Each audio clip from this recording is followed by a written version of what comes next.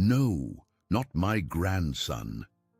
Baska's cry from a 78-year-old Yakut elder tore through the icy air at 71, sharper than any blade. Her tear-filled eyes fixed on the vast white plain, where hungry shadows, hundreds of them, perhaps 1,000, emerged from the blizzard, their howls echoing like omens of death. With little Kyle, her grandson, trembling in her arms, she felt the ground beneath her feet freeze and despair tighten its grip on her chest. The pack, imposing and cruel, advanced, and Baska knew that the only thing between life and annihilation was her own iron will. But how could such a frail woman face 1,000 predators at the end of the world? The question echoed in her mind, a silent lament. However, Kyle's frightened face, nestled against her chest, was an electric shock that awakened a dormant strength. It wasn't just for her, but for him, for the future of her bloodline. Her eyes, once tear-filled, hardened with the determination of 1,000 winters. The fragility of her 78 years vanished, replaced by the memory of a time when every day was a battle for survival, and her family the only treasure. With a movement that seemed to defy the stiffness of her joints, Baska gently released Kyle onto the icy ground, but kept him close, shielding him with her own body. Her gloved hand sought the ice axe her late husband, the brave hunter Yegor, had left behind. The blade, sharpened and polished by time and use, gleamed coldly under the pale winter sun. It wasn't a weapon for direct combat against 1,000 beasts, she knew, but a symbol, a link to ancestral wisdom, a promise that she would not surrender. Raising it, Baska felt the familiar weight, the memory of Yegor and all her ancestors who had faced the fury of Yakutia. The wolves, creatures of keen instinct, noticed the movement. Their howls, once distant, grew closer, more menacing. Baska could see steam rising from their nostrils, the hungry glint in their yellow eyes. A shiver ran down her spine, but she refused to yield to fear. "Kyle, my little one, stay behind me," she whispered, her voice surprisingly firm. The boy, wide-eyed, obeyed, clutching her heavy parka. The elder scanned her surroundings, searching for something, anything that could give her a chance. Her eyes fell upon the pile of wood they had just cut, including some still green branches.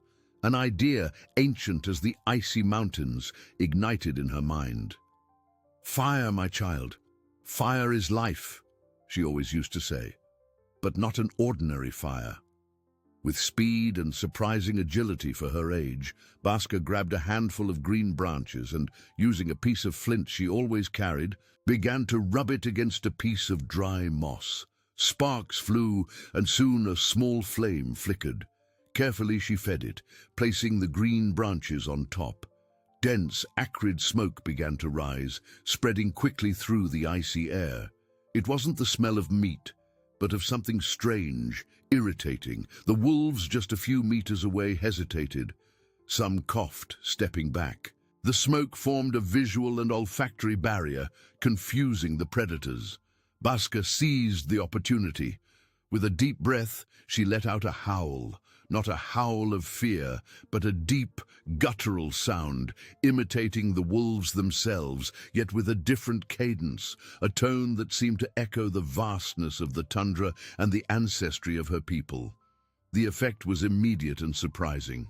The pack, already disoriented by the smoke, seemed confused by the unexpected sound. Some wolves stopped, ears raised, trying to decipher the origin of that howl. Others, the younger and more inexperienced ones, showed signs of nervousness, retreating further. Baska continued, her voice hoarse but powerful, weaving a strange melody of warning and defiance. Slowly, a part of the pack, perhaps the more cautious ones, began to disperse, disappearing into the shadows of the blizzard. Baska felt a relief, but knew the battle was far from over. Her muscles ached, but her heart beat with a new and fierce hope. The remaining wolves, cunning and hungry, were not fooled by the thinning smoke for long. Their yellow eyes gleamed intensely, fixed on Baska and Kyle.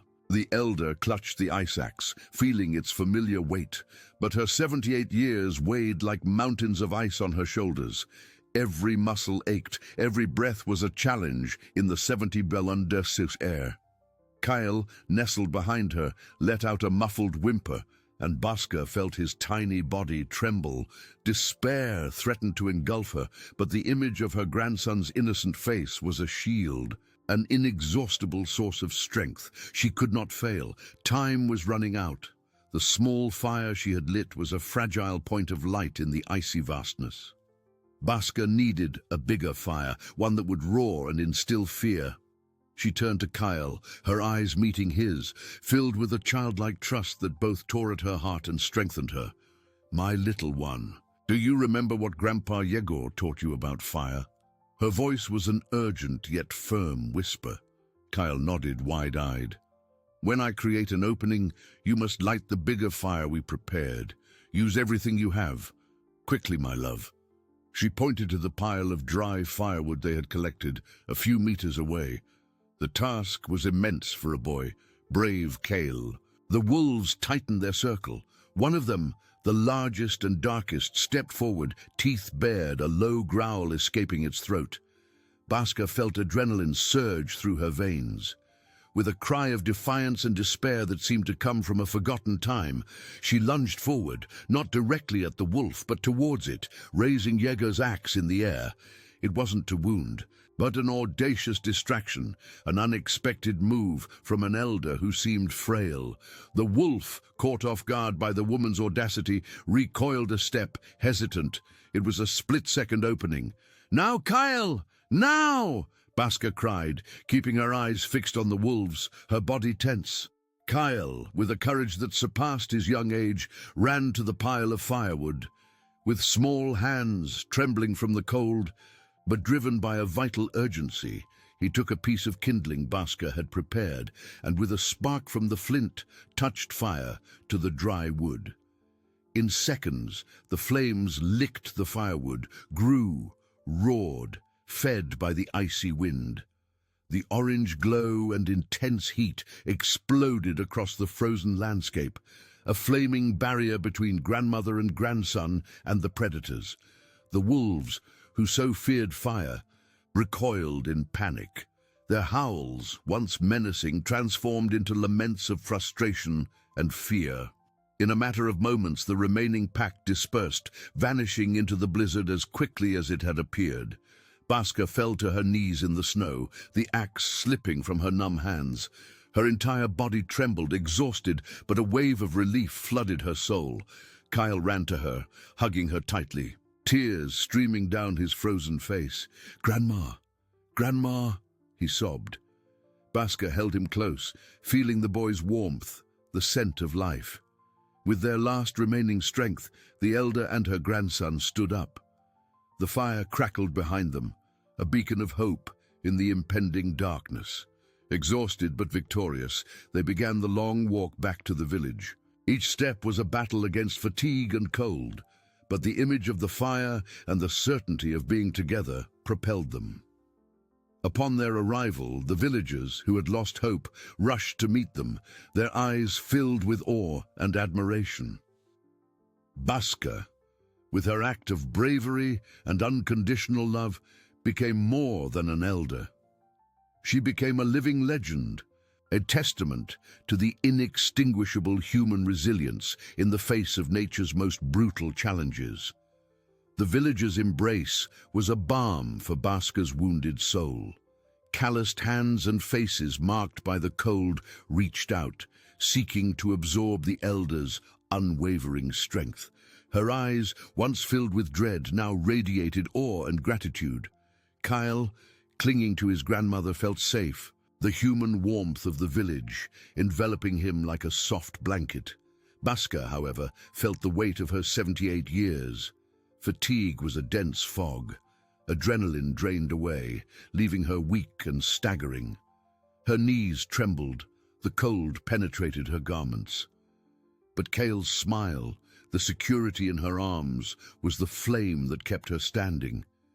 She held him close once more, a silent gesture of love and promise. News of her feat spread like wildfire through the village, warming hearts in the extreme cold. The young looked at her with reverence, the old with respect. She had saved not only Kale, but the hope of everyone.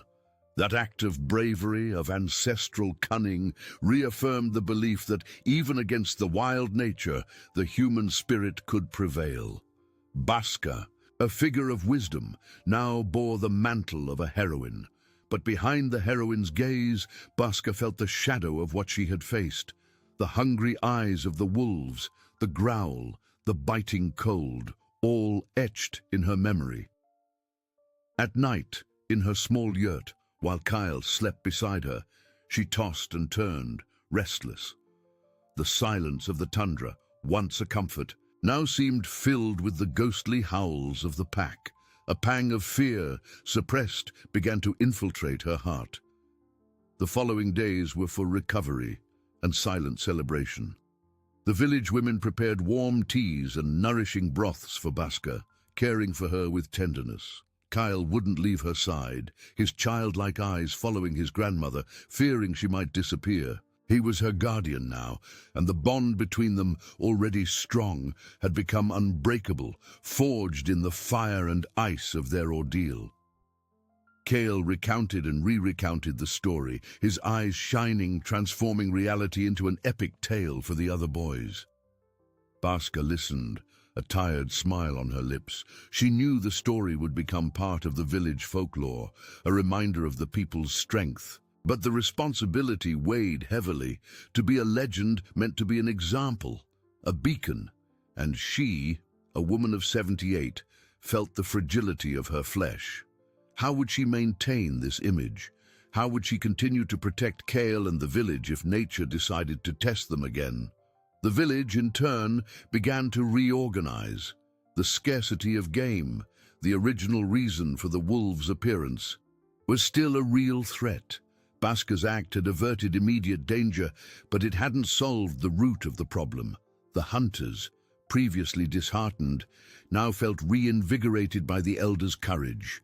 They gathered, discussing new strategies, planning risky expeditions, driven by necessity and inspiration.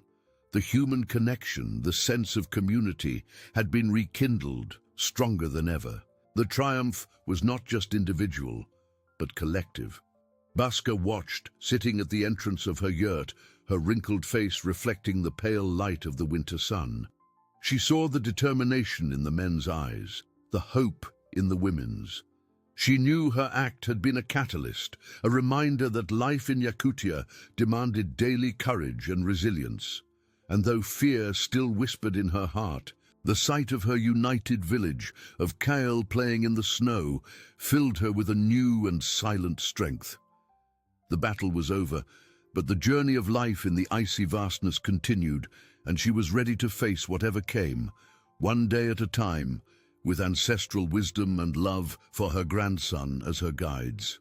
Baska's silent promise to face whatever came resonated in her heart as days turned into weeks. Winter, merciless as ever, intensified its icy embrace, temperatures dropping even further, suffocating the tundra with a thick blanket of snow. The legend of Baska, the elder who had faced 1,000 wolves, was told and retold around the campfires, but the reality of scarcity persisted, a constant shadow over the village. Baska, though revered, felt the weight of expectation. The villagers' gazes, once filled with admiration, now carried an almost palpable hope, as if she, alone, could ward off all adversities. In her small yurt, beside Kale, who slept soundly, she spent her nights in vigil, her sleep fragmented by thoughts of the future and the fragility of life. Her wrinkled fingers caressed Yegor's ice axe, a talisman, a burden, and an inspiration. Kale, in turn, had become a small hero in the eyes of the other children. His tales of the battle against the wolves, though embellished by childish imagination, were listened to with fascination. He imitated his grandmother, raising a branch like an axe, his eyes shining with the same determination he had seen in her. But behind the bravado, there was a new seriousness in Kyle. He watched Baska with heightened attention, noticing the fatigue in her shoulders, the worry in her eyes. The boy felt an ardent desire to protect his protector. One day, as Baska mended an old parka, Kyle approached, his small shoulders hunched. "Grandma," he began, his voice childlike but firm, "I can help fetch firewood. I'm strong now." Baska paused, the needle suspended. Her eyes met his, and she saw not only innocence but a premature maturity, forged in the terror of that icy day. A knot formed in her throat. She wanted to protect him from everything, but she knew that life in Yakutia demanded everyone become strong. "You are strong, my little one," Baska replied, pulling him into a tight embrace. The warmth of Kale's body was a vivid reminder of what she had fought to preserve, the future of her bloodline. "But your strength is for learning, for growing. There are other ways to help now." She knew the village needed every pair of hands, but the thought of exposing Kale to any danger again tightened her heart. Meanwhile, the village hunters, spurred by Baska's story, redoubled their efforts. Elder Dima, a man of few words but great experience, organized longer and more dangerous expeditions. The scarcity of game animals was alarming, and each return empty-handed was a blow to the community's morale. Dima, who had seen many winters, felt the pressure. He knew that Baska's courage had rekindled the flame of hope. But hope, by itself, did not fill stomachs. Baska watched Dima and the other men depart, their hearts heavy, but their steps firm. She saw the determination in their faces, the silent sacrifice. Human connection, interdependence, was the true strength of the village. Each contributed in their own way, and survival was a collective effort. Ancestral wisdom, which she valued so much, taught that the community was a body, and each member a vital part. That day, as the pale sun set, painting the sky in shades of purple and orange, Kyle brought a small bundle of twigs he had collected near the yurt. "For the fire, Grandma," he said, extending them with pride. Baska smiled, a genuine smile that eased the tension in her face. It wasn't much, but it was a start. It was proof that Kyle was growing, learning, and becoming part of the web of resilience that kept the village alive. She took the twigs, her eyes welling up with deep gratitude. "You are a good helper, my little one," she whispered, squeezing Kyle's cold little hand with tenderness. In that moment, Baska understood that her legend was not just about facing wolves, but about inspiring the next generation, about planting the seeds of courage and hope. The journey continued, and though the challenges were immense, she was not alone. The village, united and resilient, would face the winter one day at a time, guided by the wisdom of the elders and the promise of the young. The morning after Kyle brought the twigs, the village awoke under a grey sky, promising more snow. Baska's silent promise to face whatever came resonated in her heart, but the daily reality was a burden. The scarcity of game tightened its grip, and the villagers' faces, full of respect, carried worry. Baska felt every bone of her 78 years. The effort against the wolves had left a deep mark on her body and soul. Her knees ached when she stood. The cold seemed to settle in her joints. Watching Kyle, who now skillfully helped light the fire in the yurt, pride and apprehension invaded her. He was her future, her vulnerability. Kyle, in turn, had absorbed the lesson of that icy day. He was no longer just a boy. His eyes, once curious, now carried a glint of responsibility. He strove to be useful, to lighten his grandmother's burden. Seeing Baska struggle to carry a bucket of melted ice, he ran to take it, his small muscles tense. "I'll help, Grandma," he said, panting.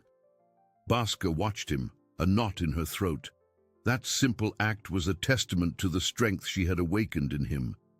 Meanwhile, the pressure on the hunters increased.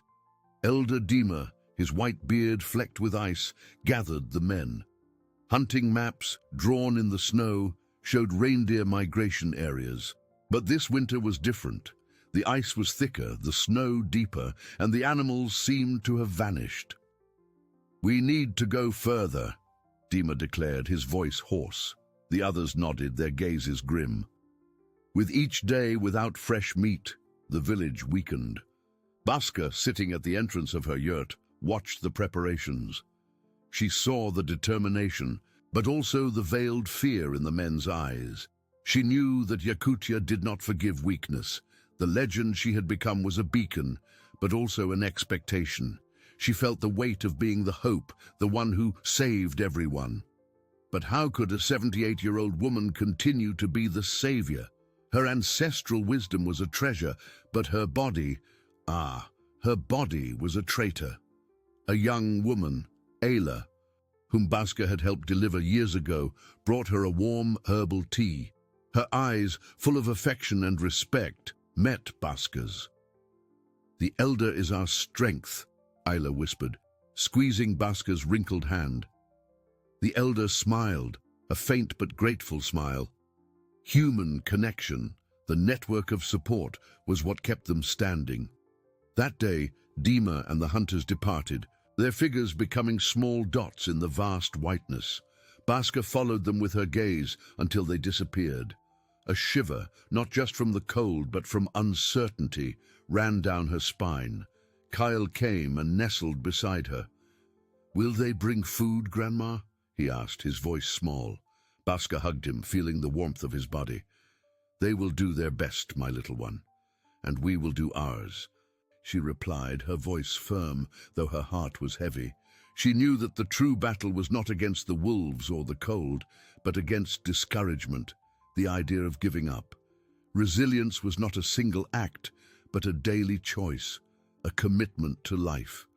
And as long as Kyle was by her side, the village united, there would be hope. The journey of life in Yakutia was long and arduous, but they would face it one step at a time, guided by ancestral wisdom and unconditional love. The snow began to fall again, soft and relentless, covering the world in a white mantle of challenges and promises. The snow began to fall again, soft and relentless, covering the world in a white mantle of challenges and promises. The days that followed were like the tundra itself, vast, silent, and full of a cruel beauty. The absence of the hunters, which stretched longer than usual, cast an icy shadow over the village. Each dawn brought the hope of seeing them return, and each sunset, frustration and a growing fear. Food reserves dwindled visibly, and the children, once full of energy, played with less vigor, their faces paler, their laughter rarer. Baska felt the weight of the village on her stooped shoulders. The gazes that were once pure admiration now mingled with thinly veiled anxiety. She was the legend, the one who had saved Kyle, but hunger was a silent enemy that no individual bravery could ward off. In her yurt, she tried to remain strong for Kale, but the nights were long, and the cold, which seemed to nestle in her bones, was a constant reminder of her own fragility. Kyle, sensing his grandmother's worry, redoubled his efforts to help. He not only lit the fire, but also scoured the yurt's surroundings for any useful twig or smooth stones to warm. His small eyes, now more attentive, observed every detail of the environment, as if searching for a solution. One afternoon, as the blizzard intensified, Kale decided to venture a little further. Not too far, just to the small hill where they used to play in summer. He sought sturdier branches, imagining Baska's smile upon seeing them. The wind howled, whipping his face, but determination propelled him. As he approached the hill, his curious eyes were drawn to something unusual. Half buried in the snow and ice, there was a piece of ancient wood, darkened by time, with strange marks carved into it. They weren't the marks hunters made to indicate trails, nor the symbols women used on their fabrics. It was something different, deeper, older. Kyle, with childlike curiosity overcoming the cold, began to dig with his small, gloved hands. The wood was heavy and, when unearthed, revealed itself to be a totem, carved with animal shapes and geometric patterns he had never seen before. It was a piece of history, a secret of the tundra that time had almost erased. He ran back to the yurt, the heavy totem in his arms, his heart pounding with excitement and a little fear. "Grandma! Grandma! Look what I found!" he exclaimed, entering breathless. Baska, who was mending a fishing net, looked up, surprised by her grandson's energy. Her eyes widened when she saw the object in Kyle's hands. She took the totem with reverence, her wrinkled fingers tracing the ancient lines. A shiver ran down her spine, but it wasn't from cold. It was the sensation of a distant past resurfacing. "Where did you find this, my little one?" Her voice was a whisper, laden with an emotion Kyle had never witnessed. He pointed to the hill. Baska examined the totem carefully, her eyes scanning each carving. The marks, she knew, were a forgotten dialect, a map. Not a map of trails, but of memories, of a time when ancestors communicated with the earth in ways the current generation had forgotten. This totem, she realized, was a guide to a place of abundance, a sacred hiding place, perhaps a source of food that the harshest winters had forced the ancients to create and then forget, leaving only this sign for those who could decipher it. Kyle's discovery was not just an old piece of wood. It was a bridge to ancestral wisdom, a renewed hope amidst despair. Baska felt a new strength invade her body. That totem was the answer, the turning point the village so desperately needed. The task of deciphering it and finding what it promised would be arduous. But the flame of hope lit by little Kyle now burned stronger than ever in her heart.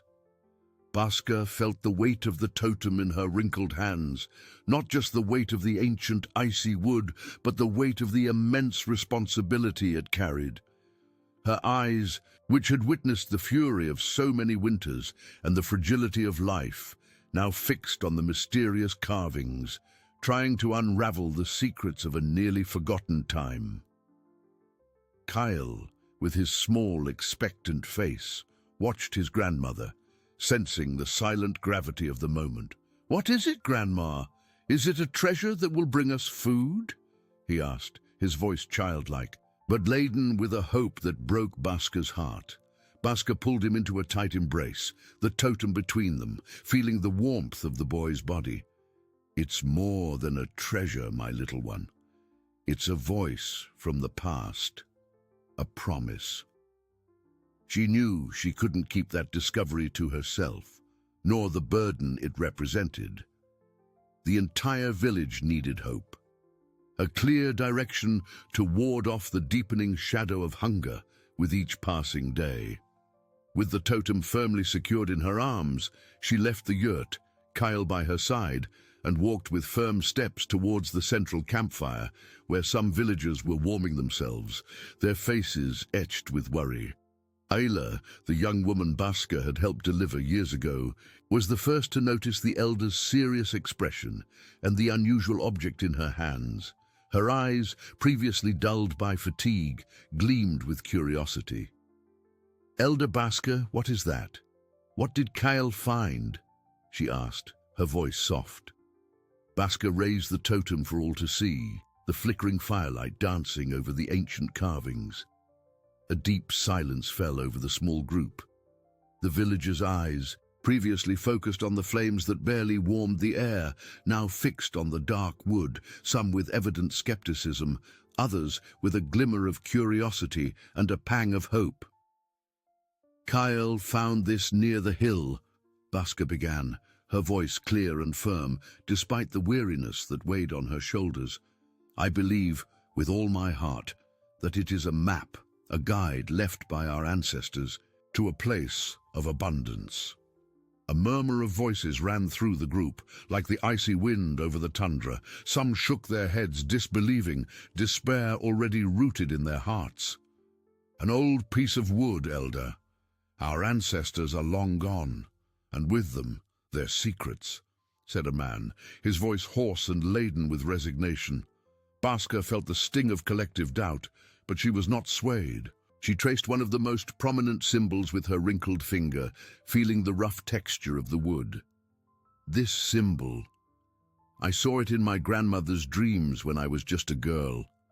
She spoke of a hidden valley, a place where the land was still generous, even in the harshest winter, a refuge from nature's fury. Ayla drew even closer, her eyes fixed on the totem, a distant memory surfacing in her mind.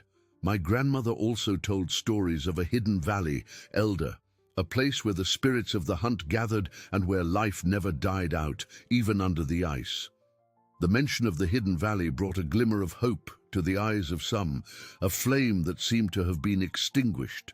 Ancestral wisdom, passed down by word of mouth through generations, was the invisible glue that bound her people, the anchor in times of uncertainty.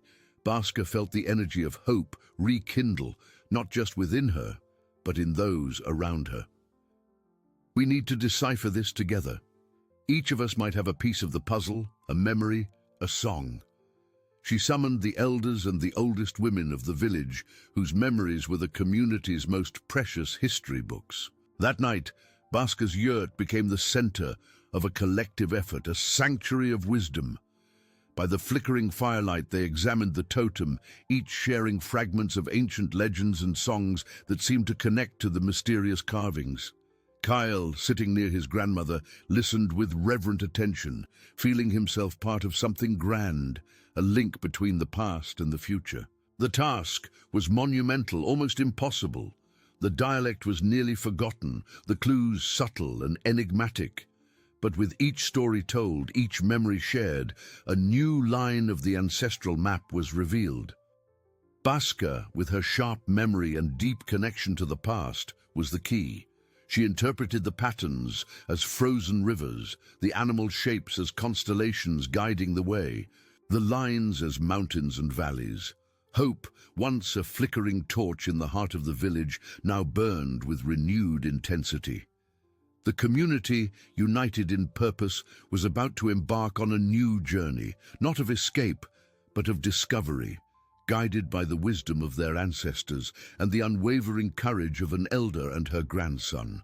The totem, once a simple piece of wood, was now a beacon, pointing to a future where resilience was not just about surviving, but flourishing, even in the relentless vastness of Yakutia.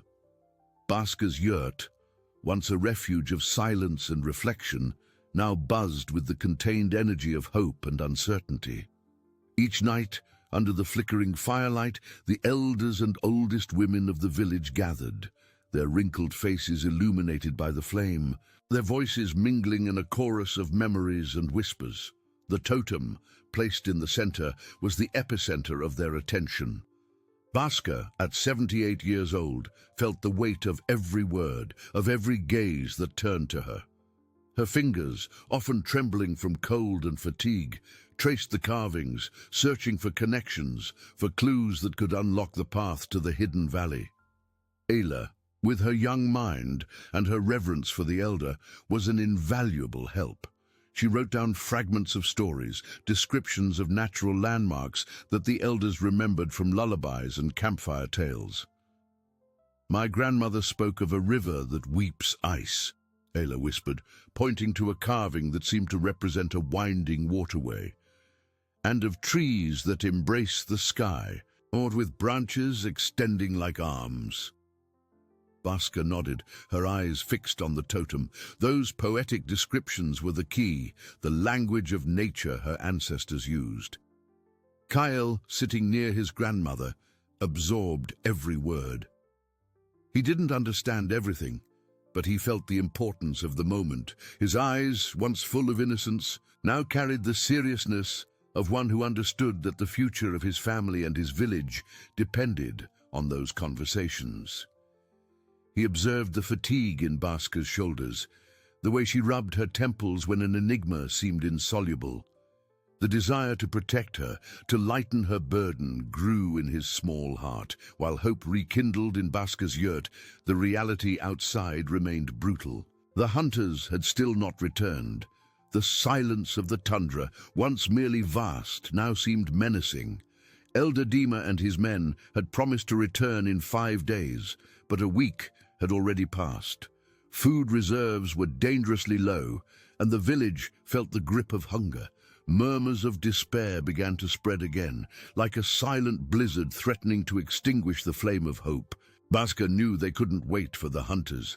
The totem was their only chance, but the journey would be long and dangerous, and her body, though her mind was sharp, felt the weight of her years.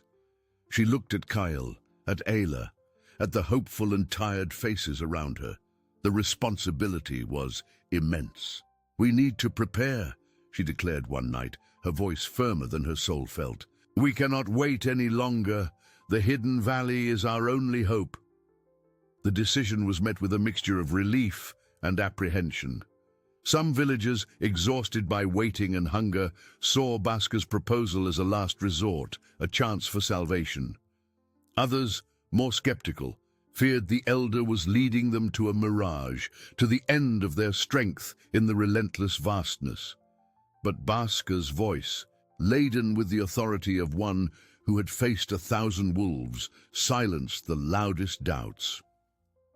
Preparation began immediately. The women wove thicker blankets. The few men who remained in the village sharpened axes and knives, and the children helped gather the few twigs that could still be found. Ayla, with her youthful energy, organized the parkas and sleds. Baska, for her part, dedicated herself to memorizing every detail of the ancestral map, every symbol, every imaginary curve of the frozen river and forgotten mountains. She knew the journey would require not only physical strength, but unwavering faith. One night, while Kyle slept, Baska caressed Yegor's ice axe. It was heavy in her hands, a symbol of protection and sacrifice. She felt the presence of her ancestors, the wisdom of generations of Yakuts who had survived even harsher winters. The approaching journey would not just be a search for food, but a pilgrimage, a reunion with the roots of her people. She was ready to lead, to guide her community through the ice and snow with a heart full of love and a mind full of hope.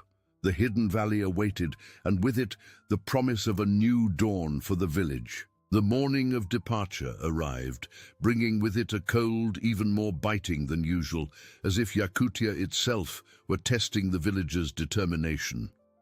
The sun, a pale smudge on the horizon, barely managed to pierce the icy mist that hung over the village. Baska, wrapped in thick furs, felt every one of her 78 years weigh on her shoulders as she prepared. Yegor's ice axe, tied firmly to her sled, seemed to pulse with the memory of her husband, a silent reminder of the strength she carried in her blood and the promise of protection. Kyle, wide-eyed, watched the activity. He helped Ayla secure the last blankets and few supplies onto the sleds. His small fingers were agile despite the cold, and his face, though serious, showed no fear, but deep concentration. He knew this was not a game, but a vital journey for the village. Seeing Baska struggle to adjust a heavy lashing, he ran to offer his help, his small muscles tense. "Let me, Grandma," he said, his voice muffled by layers of clothing but full of new responsibility. Baska smiled, a tired but loving and grateful smile, and caressed her grandson's head. Ayla, with her youthful energy, was an invaluable pillar of support. She organized the few men and women who would accompany them, distributing the loads equitably and ensuring no one was left behind. Her eyes, which once carried the worry of hunger, now shone with a mixture of hope and a palpable apprehension of the unknown. "We are ready, Elder," she announced, her voice echoing in the icy air, yet firm. The villagers who remained behind gathered, their faces a mixture of relief at not having to face the journey and a pang of guilt for not being able to go. They waved, some with tears in their eyes, as the small procession moved away from the village, leaving behind the precarious warmth of the yurts. Each step in the deep snow was an act of faith, a plunge into the vast and silent whiteness. Baska led the way, the totem firmly secured in a special pouch against her chest, warmed by her body heat. She consulted the carvings, comparing them to the rock formations and the bends of the frozen rivers they encountered. With each step, the tundra revealed itself to be more relentless. The snow, which once seemed a soft blanket, now proved treacherous, hiding dangerous crevices and uneven ground. The wind howled, mocking their fragility, and the cold penetrated the thickest layers of fur, threatening to numb their limbs and their hope. The journey was a test of endurance, not only physical, but also emotional. The silence of the vastness was broken only by the crunch of snow underfoot and the icy whisper of the wind. With each hour, fatigue settled deeper into their bodies and souls. Some of the younger villagers began to show signs of discouragement, their steps slower, their heads bowed, doubt beginning to erode their newfound hope. Baska noticed. She stopped, raising the totem for all to see, a gesture that seemed to invoke the strength of the ancestors. Our ancestors walked here with less than we have. They left this guide for us, not to despair, but to guide us. With each step, we honor their memory and secure the future of our village, she declared, her voice, though hoarse from the cold, laden with an unwavering authority that calmed their hearts. Kyle, beside her, squeezed her wrinkled hand. He looked at the other villagers, then at his grandmother, and a new glint of determination lit up in his eyes. He picked up one of the smaller axes and, with surprising effort for his age, began to break the ice in a particularly difficult stretch, clearing a path for the sled. His small act of courage, a spark of altruism, inspired the others. Isla joined him, and soon more hands united, breaking the ice, pushing the sleds with renewed vigor. Human connection, solidarity, was the true warmth that kept them alive. Baska watched, and knot in her throat. The hidden valley still seemed distant, a mirage in the infinite whiteness. But with each obstacle overcome together, with each hand extended in aid, hope solidified. The journey was long and arduous, but they were not alone. Yakutia was relentless, but the resilience of its people, guided by ancestral wisdom and unconditional love, was even greater. They would continue, one step at a time, towards the new dawn. The journey continued, each step a battle against the icy vastness. The sun, pale and distant, offered little warmth. Temperatures defied existence, and the wind, a relentless sculptor, shaped the snow into treacherous dunes, whipping the travelers' faces. Baska, despite her determination, felt her body protest. Her knees creaked, and the icy air burned her lungs. She clutched the totem against her chest, the cold wood a counterpoint to the flame of hope within her. Her eyes incessantly sought ancestral signs, each rock formation, each bend of the frozen river, a piece of the puzzle. Kyle, by her side, was a constant source of strength. He helped push the sleds through the deep snow and searched for stones to warm at night, or dry branches. His small, keener eyes absorbed his grandmother's wisdom, learning to read the landscape. He watched Baska, noticing the fatigue on her face, and his desire to protect her intensified. One afternoon, when Baska stumbled, Kyle was the first to steady her, his small but firm arms offering unexpected support. Ayla kept the group together. Her soft yet encouraging voice calmed the murmurs of discouragement. She shared the meager rations with the weakest and mended torn furs, protecting her companions from the merciless cold. She saw Baska's unwavering faith and Kyle's courage, and these strengths were her fuel. "We're almost there," she would say, her words a balm. On the third day, an unexpected blizzard struck them with fury. The wind howled like 1,000 hungry wolves, and the snow fell so densely that they could barely see a hand's breadth ahead. Visibility was zero, and the cold seemed to suck the life out of them. The villagers huddled together, seeking shelter behind a rock formation, their bodies trembling. Hope began to waver dangerously. The skeptical man muttered about the end, his eyes fixed on the white void. Baska felt despair infiltrate. She knew she had to act. With gloved hands, she took the totem from her pouch, the dark wood contrasting with the whiteness of the snow. Even in the blizzard, she sought a specific carving, a symbol her grandmother had described as the mountain's embrace. She remembered an ancient song of a natural refuge, a hidden cave. Her eyes scanned the landscape, trying to decipher the message. Kyle, nestled beside her, felt the tremor in her hands, but also her strength. He pointed to an almost invisible crevice in the rock, which the wind seemed to have revealed. "There, Grandma. It looks like an embrace." Baska looked where Kyle pointed. It was a tiny opening, almost imperceptible, but the symbol on the totem aligned perfectly. It was ancestral wisdom, the connection between past and present, manifesting through the pure eyes of her grandson. She rose with difficulty, Yegor's axe in one hand, and walked towards the crevice, the blizzard whipping her face. "This way," she cried, her voice almost inaudible against the wind's howl, but full of conviction. The villagers, hesitant, followed her, their faith in the elder and the boy overcoming their terror. The cave, narrow, offered precious shelter. Inside, the wind diminished to a whisper, and the snow could not reach them. Baska lit a small fire with Kyle's twigs, and the modest warmth brought immense relief. Ayla distributed the herbal tea, and their bodies began to warm, hope flickering again. The discovery of the cave was not the hidden valley, but a miracle, proof that ancestral wisdom and unity could guide them. They had survived the fury of the blizzard, and the journey, though uncertain, seemed a little less impossible.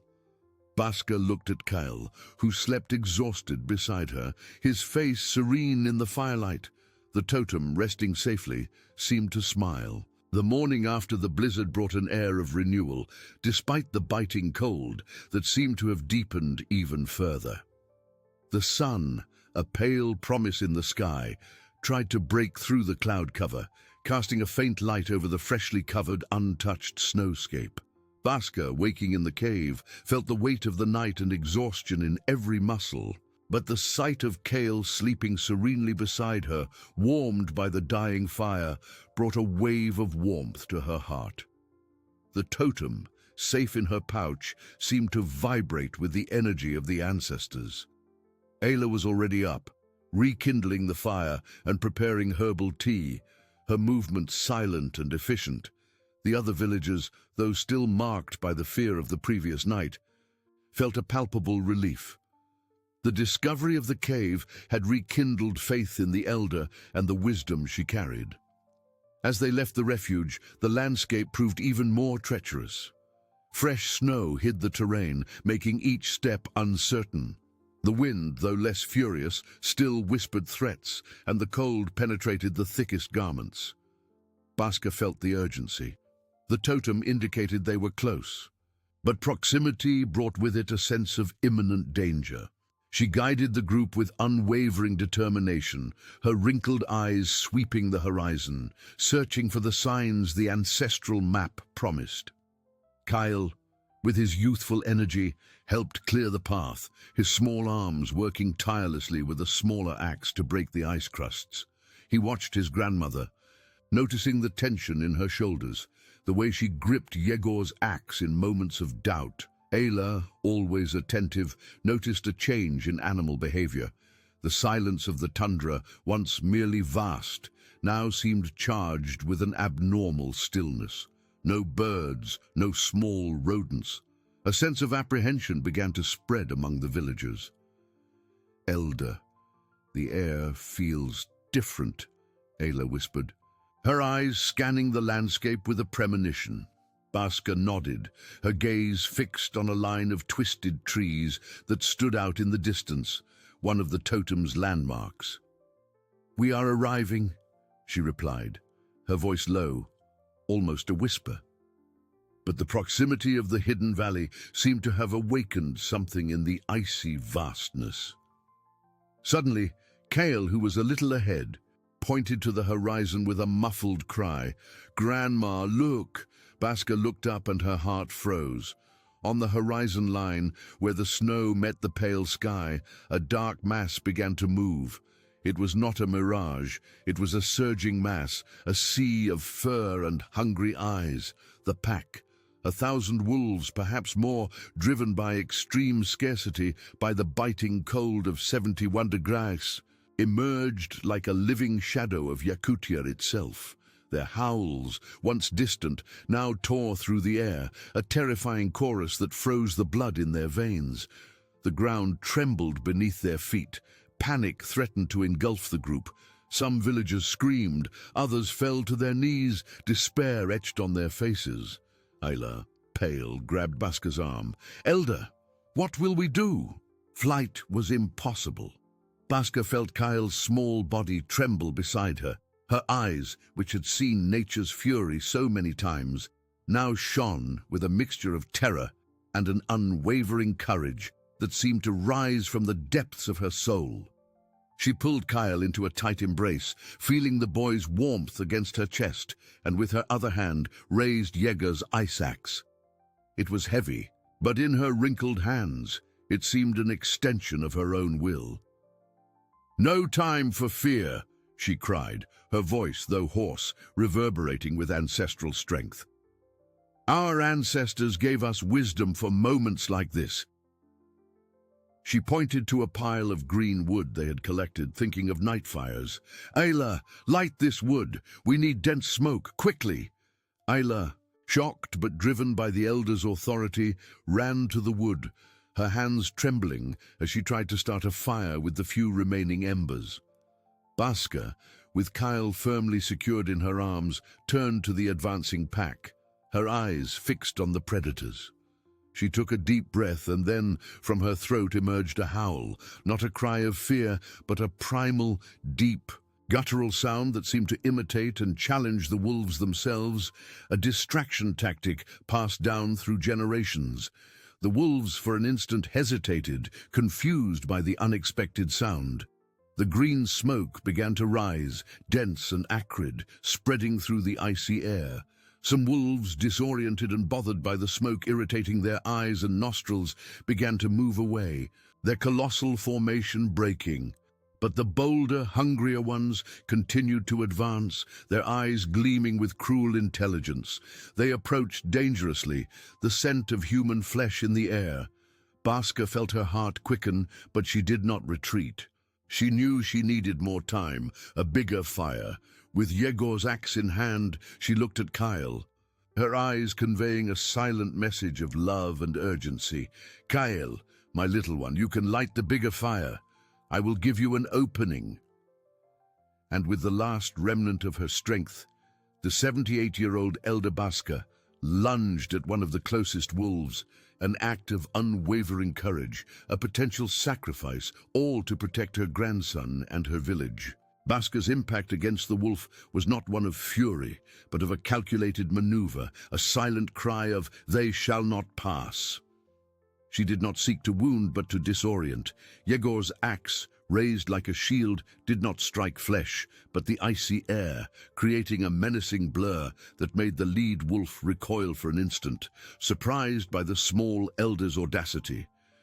That brief second, a blink in the tundra's eternity, was the opening Baska had promised Kale.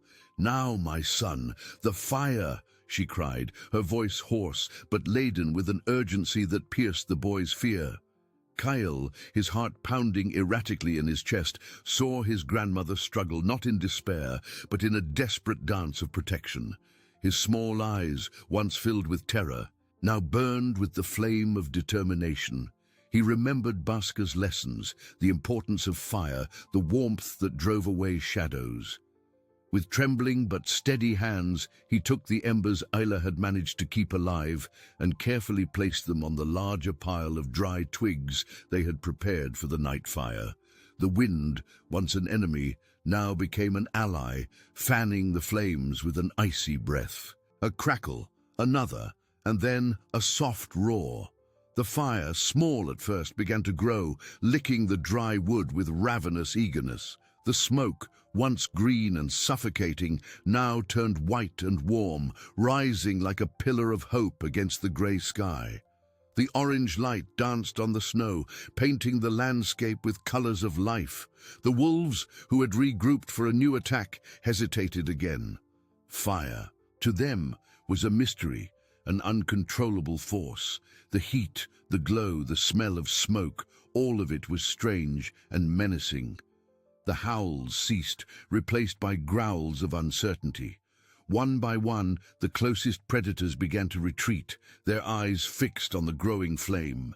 The pack, colossal and relentless, began to break apart, like a blizzard melting in the sun. They were not killed, not wounded, but driven away, their hunger temporarily forgotten before the power of fire. Baska, exhausted, felt her body give way. Kyle ran to her, his small arms wrapping around her in a tight embrace. Isla and the other villagers, who had watched the scene with bated breath, now erupted in a mixture of relief and admiration. They rushed to the elder, their faces marked by exhaustion, but their eyes shining with deep gratitude. "Elder! Kyle!" Isla exclaimed, her voice choked, helping Baska sit near the fire Kyle had lit. The warmth was a balm for their frozen bodies and terrified souls. Baska looked at Kyle, her wrinkled fingers caressing her grandson's face. He was no longer just a boy. He was a guardian of the fire, a link in the chain of ancestral wisdom. The hidden valley, which had seemed an unattainable mirage, now revealed itself before them just a few meters away, a crevice in the rocks that the newly lit fire illuminated, revealing a discreet entrance, protected from the wind and with signs of denser vegetation.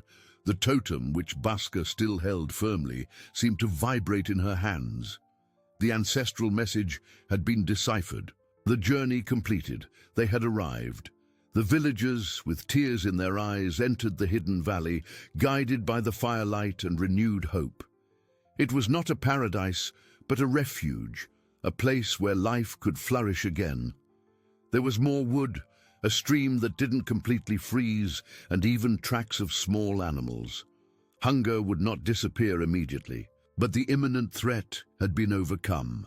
Baska, sitting at the entrance of the valley, watched the fire crackle, warming not only their bodies, but also their hearts. Human connection, the courage of a boy, the wisdom of an elder, all of it had united to overcome the relentless vastness of Yakutia. She was a living legend, a testament to inextinguishable human resilience. The hidden valley was more than a place. It was proof that love and unity could light a fire even in the most brutal winter. The air in the hidden valley, though icy, was different. There was no biting howl of the tundra wind, nor the imminent threat of wolves. The fire Kyle had lit, now fed, crackled cheerfully at the entrance, casting dancing shadows on the rocky walls of the refuge. The villagers, one by one, entered the valley, their steps cautious, their eyes wide with awe and relief. It was a modest space, a sheltered crevice, but for them, at that moment, it was a palace. The smell of damp earth and the promise of shelter were a balm for their exhausted senses. Some fell to their knees, not in despair, but in a prayer of gratitude. Baska, with Kyle still nestled beside her, felt the weight of her 78 years dissipate, replaced by a lightness in her heart. Yegor's axe, which she still held, now seemed less a weapon and more a symbol of a promise fulfilled. Her eyes scanned the faces of the villagers, seeing in them the same exhaustion, but also a new spark of hope. Ayla, with her tireless energy, already began organizing their few belongings, indicating the best spots to set up temporary yurts. The valley was not the abundance they dreamed of, but it was a beginning. There was wood for the fire, a small stream that meandered without completely freezing, and even some dry bushes that could offer food. Kyle, watching his grandmother, felt his chest swell with silent pride. He had lit the fire, driven away the wolves, and was now an essential part of that new beginning. His small fingers, once trembling, now squeezed Baska's wrinkled hand with renewed firmness. Ancestral wisdom, passed down by his grandmother, had manifested through him. and he felt the weight and honor of that responsibility. Isla approached, a tired but genuine smile on her face. "You were incredible, Kyle. And you, Elder, you saved us all," she said, her voice choked. The other villagers murmured words of thanks, their eyes fixed on Baska, who was now more than a leader. She was a guardian, a living legend who had defied Yakutia itself. The first days in the Hidden Valley were of arduous work, but infused with a spirit of unity the village hadn't felt in a long time. Yurts were erected, the fire kept burning day and night, and initial explorations revealed more resources than they had expected.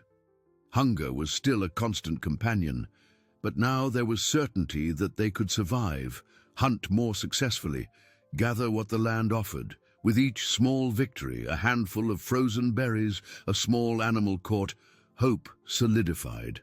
Nights were filled with stories, recounting the bravery of Baska and Kyle, the howl that confused the wolves, the fire that saved them. Baska watched it all, feeling the warmth of the fire on her face and the warmth of her family's and community's love in her heart. She had fulfilled her promise. Not only had she guided her people to a refuge, but she had rekindled in them the flame of resilience, the belief that together they could overcome any adversity. Kyle, running and playing with other boys, already showed the strength and wisdom he would one day inherit. The story of Elder Baska and the boy Kale, who faced 1,000 wolves and lit the fire of hope, would be told for generations, an eternal testament to unconditional love and the strength of the human spirit in the relentless vastness of Yakutia. The Hidden Valley was not the end of the journey, but the beginning of a new chapter. A chapter where life, even under perpetual winter, would flourish with the promise of a new dawn. Yakutia would remain relentless, but its people, forged in ice and wind, had proven that human connection, ancestral wisdom, and love were the most powerful of weapons.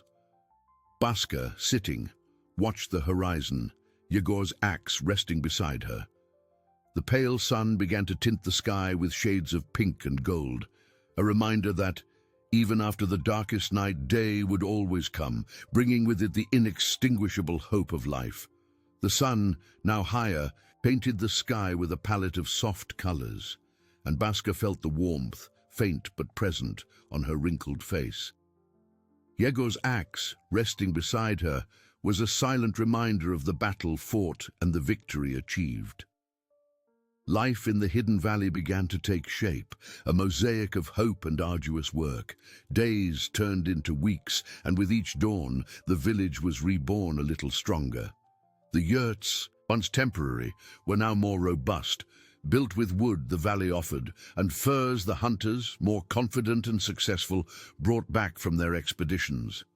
Hunger, though still a recent memory, was no longer an imminent threat. Baska watched Kyle, now with renewed energy, helping the elders gather firewood and care for the small animals that dared to venture near the camp.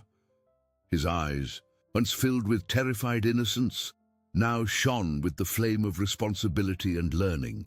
He was no longer just the grandson who needed protection. He was the future, the guardian of the wisdom he would one day inherit. Baska taught him about the medicinal herbs that grew under the snow, about nature's signs that indicated changes in weather, about the importance of respecting every creature and every element of Yakutia. Ayla, tireless, coordinated food distribution, organized daily tasks, and kept the community's spirit high. Her soft voice was a balm, and her skilled hands mended not only clothes, but also wounded hearts. She and Baska became more than leaders. They were the pillars upon which the new settlement rose. Nights in the Hidden Valley were filled with the crackle of the campfire and the sound of stories. The legend of Baska and Kyle, of the howl that confused 1,000 wolves and the fire that ignited hope, was told and retold, gaining new details with each narration. It was a story of courage, unconditional love, and inextinguishable human resilience. The villagers, who had once murmured about the end, now saw in Baska not just an elder, but an embodiment of Yakutia itself, relentless, yet full of a vital force that defied cold and darkness. The hidden valley was not a paradise, but it was a home. It was a place where children could play with a little more safety, where adults could plan the future with a spark of optimism. Human connection, forged in adversity, flourished in every gesture of help, in every shared smile, in every divided meal. Baska, sitting near the fire, felt the warmth in her bones.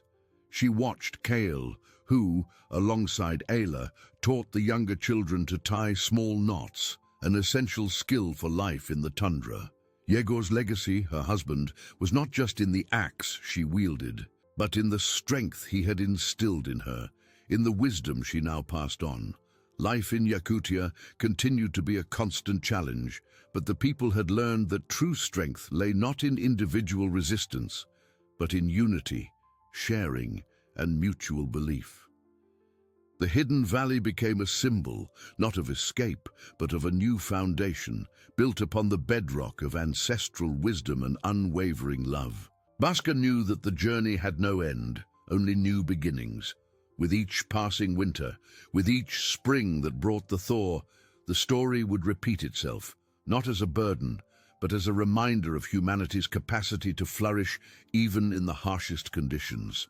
Her eyes, which had witnessed nature's fury and the greatness of the human spirit, now closed slowly, not in weariness, but in deep and serene gratitude.